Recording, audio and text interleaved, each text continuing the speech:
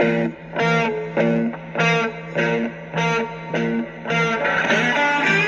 listening to 50 Pirates in 50 Days on the Sports Objective Podcast.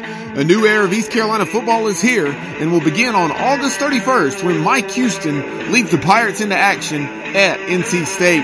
Between now and then, join us for a daily trip down memory lane as we experience Pirate football through the words of the men who made those memorable moments happen. Here's your host, Bubba Rosenbaum. Welcome into the Sports Objective Podcast as we continue on with our 50 Pirates in 50 Days series. And today we're very excited to catch up with former East Carolina place kicker from 2013 to 2016, Davis Plowman. Davis, welcome into the show. Hey, yeah, thanks for having me. Really appreciate it. Love to be part of this. Absolutely. We appreciate your time and look forward to taking a trip down memory lane, so to speak, and just talk a little bit. I know you're originally from Roswell, Georgia, so talk about your high school career and maybe what all sports you played in addition to football, and then how you ended up initially going to Texas A&M. Yeah, so funny story. I mean, I never actually even wanted to be a kicker. I grew up playing soccer, and whenever I got to high school, I decided to stop playing soccer. I wanted to hit people. I wanted to be a linebacker. And whenever I got to high school and, put on the pads, coach lines us all up, and he's like, hey, we need a kicker. Who can kick? I sat there on the line. People were looking at me like, hey, you play soccer. Go out there and kick. I was like, no. I don't want to be the guy known as just a kicker. Like, I play soccer. I don't want to be that guy. And guy from my soccer team goes out there, and he's kicking. He does all right. My coaches are looking at him like he's God's gift to earth, and I was like, you know what, I could beat this guy. It just made me mad, so I went out there and kicked, and it came natural to me. And then, long story short, I just became the kicker after that. And then I played lacrosse, tore my ACL freshman year, first game I ever played. And after I tore my ACL and come back playing football again my junior year, I wanted to play linebacker still wanted to hit people. And got into training camp, took one hit, first practice. I was like, I think I'm going to stick to kicking. And, so then I just trained and worked hard, and really I only started my senior year of high school because the guy who was 1 year older than me when I was in high school, I mean, he was one of the top place kickers, punters, and kickoff specialists in the country. And he wound up going to Dartmouth, played all 4 years. He was All-American every year that he was there. So I only started my senior year, and whenever I did that, I was, like 14 or 15 field goals and, four game winners my senior year. And then, I started to get some looks from different colleges and things like that, and went to all these national camps, and I was winning these camps, and wound up getting a pretty high ranking in the country as a place kicker. And all of a sudden, one weekend I get a Facebook message from a special teams coach at Texas A&M saying, hey, this is Coach Foley, and I want to reach out and see if you have, if you're going to be in town on these days, I want to come out and watch you kick a couple. So they flew out and watched me, kick from, certain spots on the field. And then I hit a couple kickoffs. I kicked with the wind and then against the wind, made everything, kicked some pretty good kickoffs. And then he goes, great, we'll be in touch. I got to go watch some other guys. I'll call you in about a week or so. Calls me a week and a half later and says, you got the job if you want it. And I turned down, spots from Louisiana Tech and Southern Miss and, some other looks. And it's like, well, I'm going to Texas A&M. And, after I got there, I was there. My locker was in between Johnny Manziel and Mike Evans. It was our first year in the SEC under Coach Sumlin, and it was a great experience. It was awesome. Really enjoyed it. But after my freshman year, the special teams coach, Coach Bolian, wound up taking a head coaching job at Nevada. And once he left, the new special teams coach was Jeff Banks, who's now at Alabama, I believe, doing pretty well for himself there. But when he came in and assumed that role, I had to re-earn my spot and my name and everything like that at Texas A&M. And I was already under a guy who was 1 year older than me, Taylor Bertolet, who had a full ride scholarship, and I was just a preferred walk-on at the time. I was beating him out all spring. I thought I did really well. And Coach Banks pulled me into the office after spring ball for our evaluation and said, Davis, you're clearly good enough to play at this level, but, you're not on scholarship. He is. He's a year older than you. I didn't recruit you. I got to go out and recruit somebody, to have under my name. He's like, money's going to play here. I got to scholarship somebody who I recruited. So that's kind of just where we're at. And you'll be able to stay on the team and travel and dress and everything like that and come to camp. But, it's going to be tough for you to ever really play here just because at Texas A&M money's going to play. So, just the way it is, you can stay here and, be the backup and come to camp and travel and all. But, I understand you being from Georgia. If you wanted to look at other options, I would be okay with that and approve that. So I said, I didn't come here for the school. So I left and made my recruiting video, sent it out. And East Carolina, they were the first ones to give me a call. Coach Dahl called me up and said he was interested and wanted to meet me and talk to me and everything like that. So, and they offered me a spot. And I was initially thinking about going to Louisville because they also reached out. And before I took an official visit to Louisville, my dad said, they was just going to take that visit to East Carolina. They were the first ones to reach out. You knew Barbour, who used to play here. I'd met him once when I was in high school. And so that's how I'd heard of ECU. And so I took the visit to East Carolina. And as soon as I met Coach Dahl and I met Coach Ruff and I met the team, I was sold. I looked at my dad. I was like, I don't even want to look anywhere else. This is where I want to be. This is where I want to call home for the next 4 years or 4 seasons. So that's kind of my story and how I wound up at ECU. And then it was just a grind from then on out to earn my starting spot at ECU. But it was an awesome ride. So when you were arriving to Greenville, obviously that was kind of right in smack dab in the middle of the Coach Ruff era. By that point, we had things going. We were coming off an 8-win season in 2012, and then so you were part of 2 very successful teams in 2013 and 2014. And as you mentioned, the grind. Warren Harvey was the field goal PAT specialist at that time. Yeah. So talk a little bit about that coming in. I know you got the opportunity to get on the field in 2013 and 14 in a reserve role, and then you won the starting role in 2015 and 2016, which we'll talk about here in a minute. Yeah. So it was great. Being under Warren's wing, he was a wonderful guy. He is a wonderful guy. He was better than me. He had great grades, and I did not. I had struggled my freshman year in class, and he had a 4.0, was always on time, worked really, really hard, and so he was someone I'd always looked up to, especially just being there. And I was a young kid, and he was the older, more experienced kicker. And my very first kick in college, I'll never forget it. It was, I'll never forget it because every year after that, we watched the same kicks at the same time during training camp. For the same game, it was against Virginia Tech.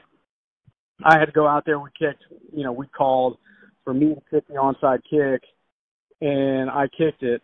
All week in practice, it was perfect. We get out in the game. My heart had never been beaten so fast in my entire life. It's the first time I've been out on the field, in college in front of, 50,000+ people, not to mention on TV, on ESPN, and I was nervous. I kicked the ball. It goes 9.5 yards. It was supposed to usually kicks forwards. This time it kicked backwards and goes out of bounds. We caught them totally off guard, and as it goes out of bounds, we couldn't do anything about it. I'm getting cussed out by Coach Dahl on the sidelines. And every year in training camp, when we were watching onside clips, film for onside kicks. But that was the one we watched, and every year I had to relive it. And he just looked at me and he goes, "Man, we almost had that one." I'm like, "Yeah, every year we almost had that one." I know. But no, working behind Warren was great. He was somewhat of a mentor to me, kind of how I looked at it.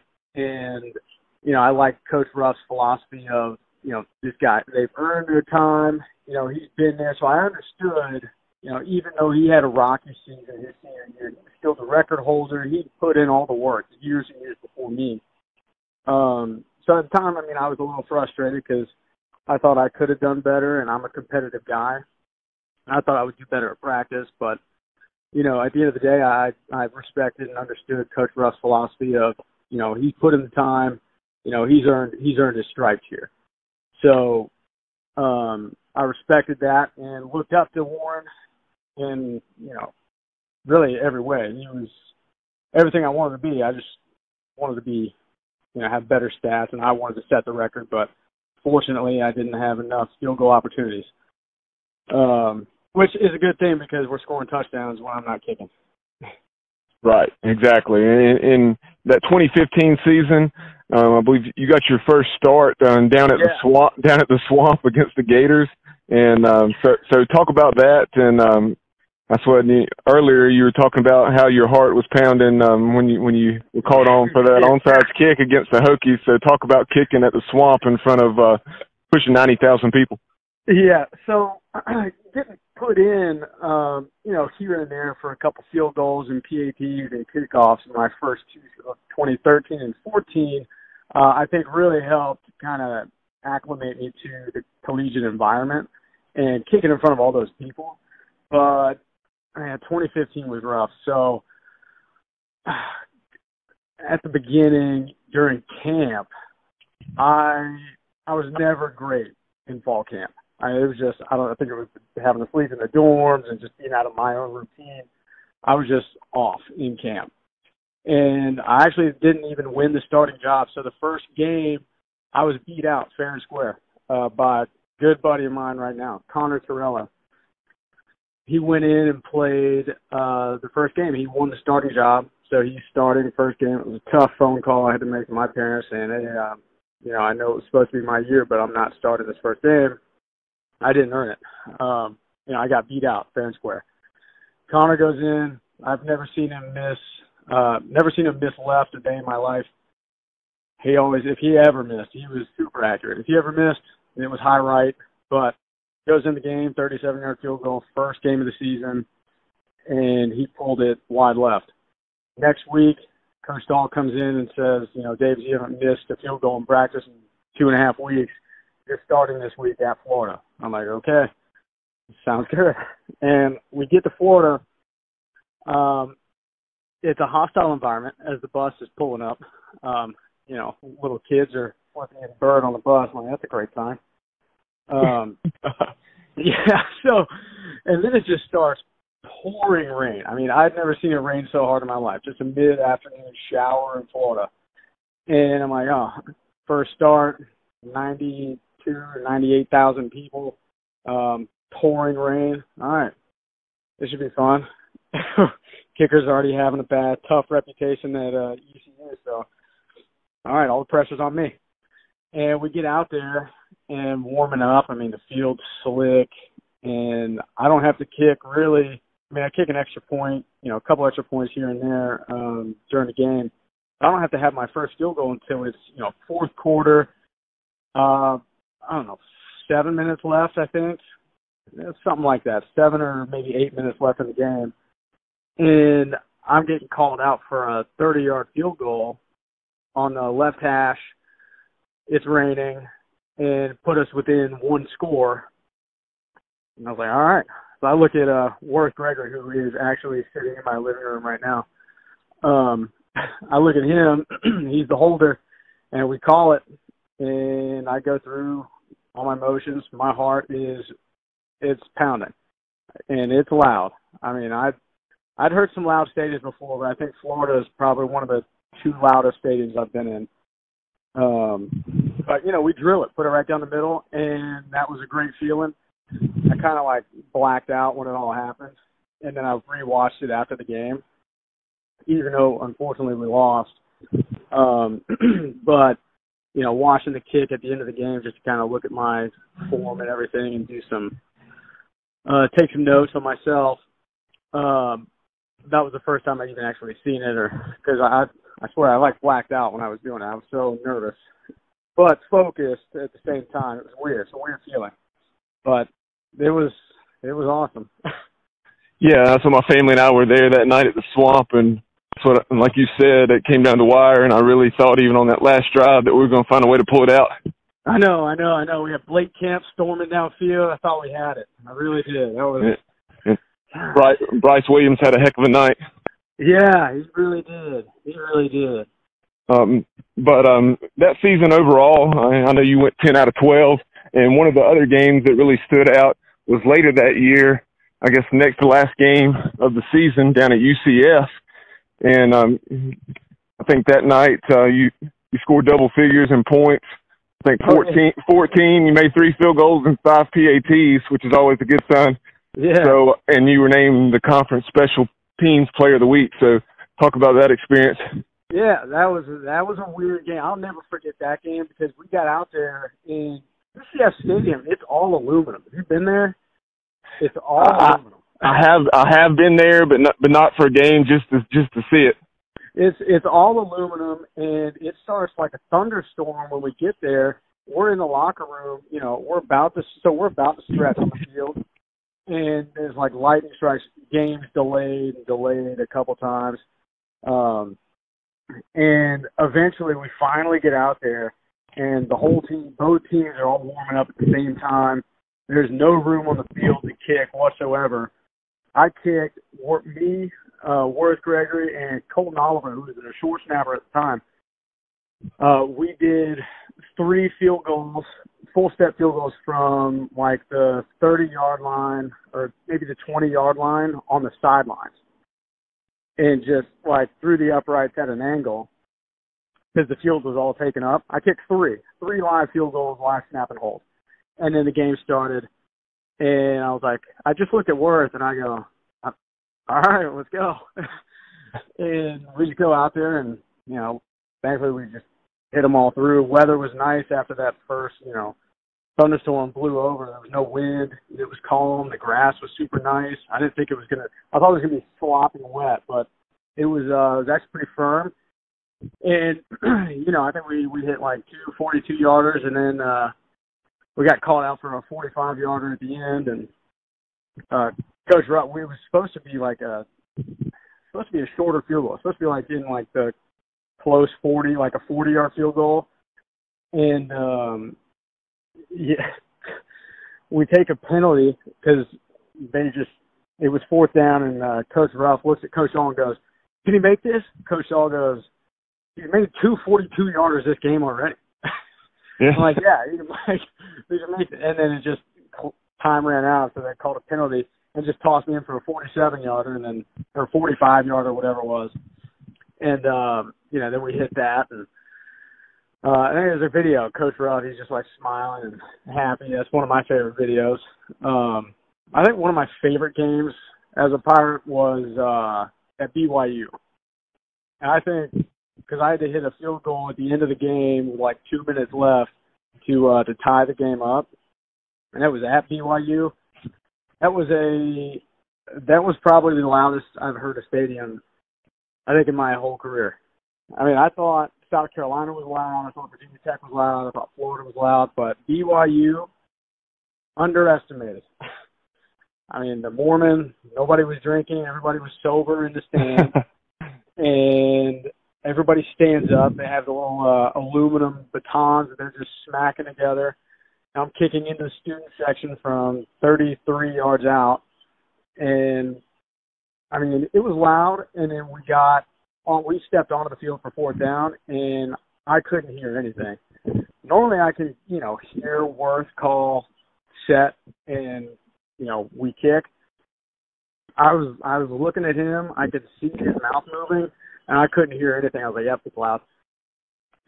And, then we hit it, and we put it down the middle, and, again, unfortunately just came up short at the end of the game. I think their quarterback, who had gotten hurt early in the game, came back in for one last drive, and miracle down the field.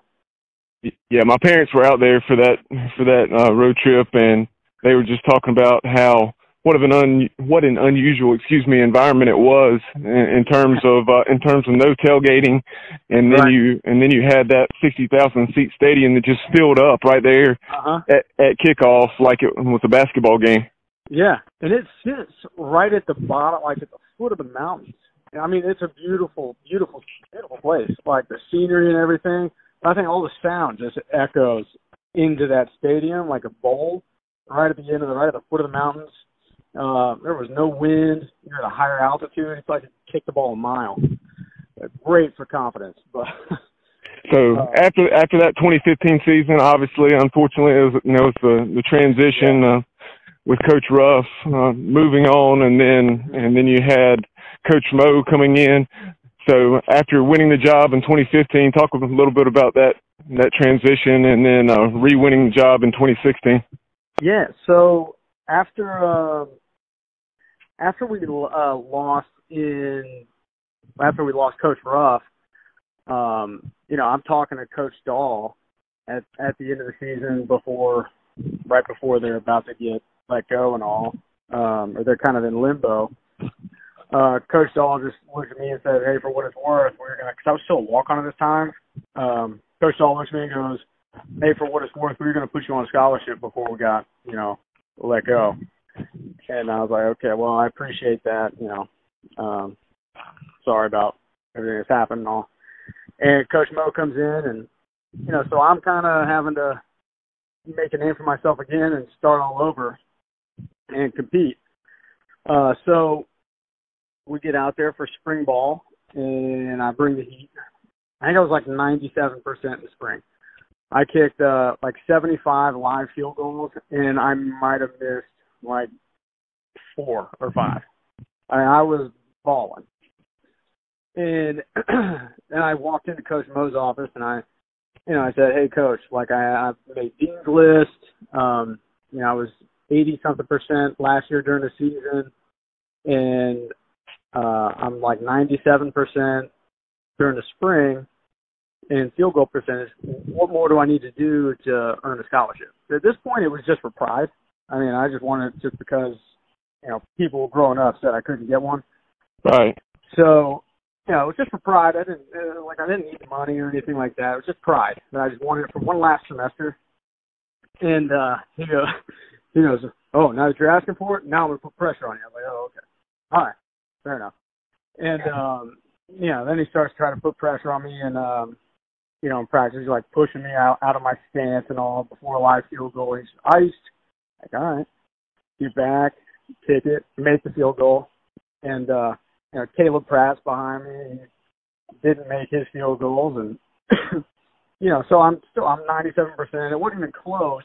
I think the next best person was like 67%. And, then we're about to start the season, and it is last week of fall camp. We're preparing for, I don't even know who we're playing. I can't remember the first game of that my last season. What in Western Carolina? Yeah. So we're preparing for Western Carolina, and Coach Mo calls us all out, and we're going to do a game-winning field goal. This is at the beginning of practice.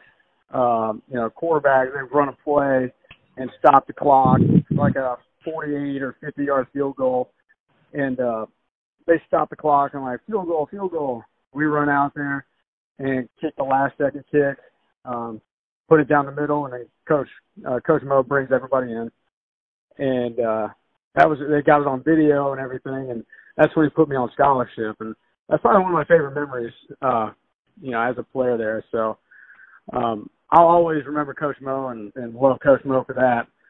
But it was a rocky season, but I mean, at the end of the day, it was still fun, and I cherish every memory that I have there. And with Coach Mo, I just thought that was a tough situation to be in for any coach. Yeah, it most definitely was. That's for sure. That's what. And it seems like I recall that moment. I want to say that ECU football or ECU athletics, or maybe both, tweeted that out. Yeah, Yeah, it's on my phone. It's like my favorite video. That's what. So after your time in the ECU, actually, before we move on and talk about your time after ECU, I wanted to ask you. I know during your time there, you were talking just a moment ago as far as how Worth Gregory is there. I know he has been in coaching out at Utah State and other places, and then also Caleb Pratt. You guys and the other specialists, y'all had a Twitter account. So talk a little bit about that Twitter account that y'all had some fun on. So Worth and I started that because he and I transferred into ECU together when he came from Bama and I came from A&M. So we lived together every year when we were at ECU, and we saw the South Carolina specialists, and we were like, we can be funnier than that. So we were like, and all these other schools that had their Twitter accounts, so Worth and I decided to make one and start putting stuff out, and then once Caleb and Jake, so once they came along, we kind of passed the reins on to them, gave them the passwords. I think they locked us out now. I don't have access to it anymore, but I know. It's unfortunate because I wanted to get on there and I was going to say something funny, but I was locked out and they wouldn't let me back in. Yeah, tell me your legacy. I know. That's what I was telling Jake. I'm like, Jake, I recruited you here. I'm like, come on. I just want to tweet one thing out. But no, that was always good fun. Yeah, Worth is actually, he lives right up the road from me now, but he's coaching up at NC State, unfortunately for him, on August 31st when they lose. But he's a quality control coordinator up there. But yeah, he was just at Utah State, but now he's back in North Carolina. Gotcha. So obviously we've referenced some specific kicks on that UCF game, the game against Florida where you got your first start and made that field goal late, and the moment when you earn your scholarship. So do you have is there another specific kick that's your favorite, or would it have been one of those? Yeah, so maybe a lesser known kick, when we made it on SportsCenter Top 10 for a trick field goal, I put like my shirt over my head. We snapped the ball, Worth spun the ball, and I kicked it from like 50 yards away, and it made it on SportsCenter Top 10 that night. That's probably up there, one of my favorites. But as far as an in-game kick, I think it was pretty cool kicking a field goal right after Zay caught his, record-breaking catch against Navy. It was my last field goal in Dowdy-Ficklin Stadium that I ever kicked. It was a 43-yard field goal from the left hash, which, our field, it's curved. I can't remember what they call it. What's that word? It's, the field's curved, the middle of the field, crowned. Yeah, field's crowned. So when you're kicking on the left hash, you're more like running uphill. So like a golfer, you kind of got to play it a little more to the right, so it's going to fall back to the left. Right. And the wind was swirling. That was one of the windiest games we played in.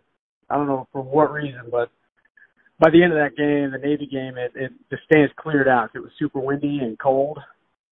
But right after Zay caught that pass, it was fourth down. We had to go out, and I was like, man, if I miss this, his career-setting reception is going to be not on a scoring drive. So, thankfully I made it, put it down the middle, but that was my, when I walked off the field, I gave Zay a high five. I said, you're welcome for giving me a scoring drive. And, that was probably one of the most memorable just because it was I knew, deep down I was like, that's probably the last field goal I'll ever kick in this stadium. So that was kind of a humbling moment for me. So talking about the present, here in just a moment ago, you were talking about how the Pirates this year will begin the Mike Houston era on August 31st when they travel to Raleigh to take on NC State. I know this year Jake Verity, he's up for the Lou Groza Award. He's on that watch list. So have you had the opportunity to meet Jake? And so I know Jake last year he was 19 out of 21. That's a stat that a lot of people probably don't realize just because the season overall was so poor. Oh yeah. So tell Jake I taught him everything he knows. I helped Worth and I brought him on his official visit to ECU. And he signed the next day after visiting with Worth and I. And Coach Shannon Moore at the time, he was just like, how on earth did you guys do that? We were like, hey, Coach, send us more recruits. But, so I talk to Jake all the time. He comes up and visits me in Raleigh all the time, and I see him every time I'm down at Greenville and we have lunch and stuff. But no, I'm excited. I think Jake's got a real shot at winning the Lou Groza, and he's going to have an unbelievable career at ECU. I think he'll break every record as a field goal player, almost every record. And Barbour has a record that he's not going to beat. But I think there was one game he was like 4 for 4 with like a 58-yard field goal. Yeah, I remember that game well. It was up at Marshall in 2011. He made a 58-yarder against the Thundering Herd. But I don't think Jake's going to break that record, but all the other records, I think Jake's got a really good shot at beating, and I think he really could win the Lou Groza. And I mean, honestly, after watching Jake kick and seeing his form and his ball flight and his tempo, and really just his mentality as he approaches a ball and approaches kicks in a game, I think he's going to have a long career ahead of him. Yeah, I really do as well. The ball just explodes off his foot, and I really think we're going to be a lot more competitive this year. So he could be very crucial in terms of the wins and losses this year for sure. Because I think we're going to be playing a lot more close ball games. So, absolutely. But hopefully we'll punch it in and mainly get touchdowns. But yeah, it's nice to have a guy like Jake Verity that you can rely on when you need to. But kind of another fun side note, I noticed in your bio that you benched 305. Was that a record for a kicker? No, so I think the record was like 335. I wound up getting I got 320 was the most I'd ever gotten, and 335 was the record. I could never beat that. I got shorter arms, so it was easy for me. Do you recall who it was? Oh gosh, no, it was no, I can't remember. I can't remember the name off the top of my head. But lastly, Davis, bring Pirate Nation up to speed on what you're doing now. I know you're living in Raleigh, as we discussed before we started the interview. So tell Pirate Nation what you're up to now. Oh yeah, so now I'm up in Raleigh, working in North Hills. I work for Bank of America Merrill Lynch. As an investment and portfolio advisor. And then I coach kids on weekends. So that's kind of my passion project is coaching kids. I coach high school kickers and some middle school kickers. Every other Sunday. They drive up from all over, and I just give lessons, hopefully give them opportunities that I had. So I work under the same company that I grew up kicking with and training with all when I was growing up in Georgia. So that's pretty much all I do now is just work and pay taxes like an adult. I miss college. One other question I thought of for you. I believe is it Patrick Nations that we have committed as a kicker. I believe that's the name. I may have messed it up, but are you familiar with that young man? I am not, but I can be. You said what was his name? I believe it's Patrick Nations. I was trying to confirm it right quick. Patrick Nations. Is he already there? Is he the early enrollee? I think he's the early enrollee who is the kickoff specialist. And that name is correct. I thought it was, but I just wanted to double check. But yeah, Patrick Nations, because he was one much like Jake Verity when he was coming out of high school. He had a lot of accolades and very highly regarded.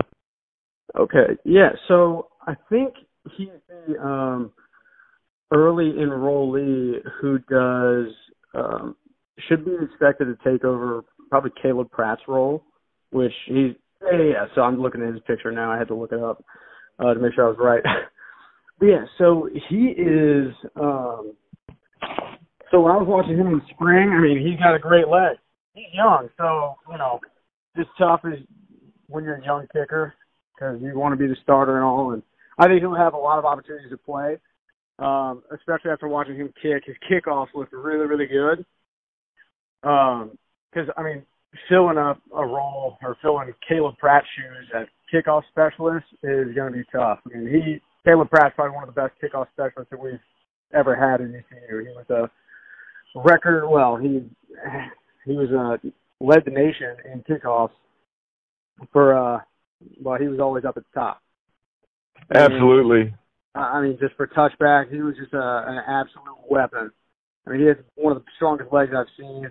When we get out in practice, Caleb can kick 70-yard field goals. So just, when you lose a guy like that, it's tough finding a replacement.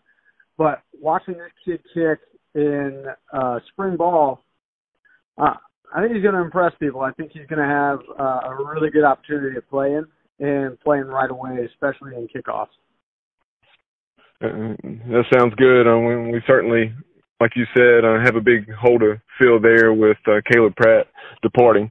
But Davis, we certainly appreciate your time. You've been very generous, and it's been great catching up, and look forward to hopefully catching up with you down the road. Enjoying the rest of your summer, and that's what the season will be here before you know it. Yeah, absolutely. Looking forward to it. I'll be at game 1, and I'll be at every game in Pirate Nation coming up this season. All right. Sounds great. Pirate Nation, that is Davis Plowman.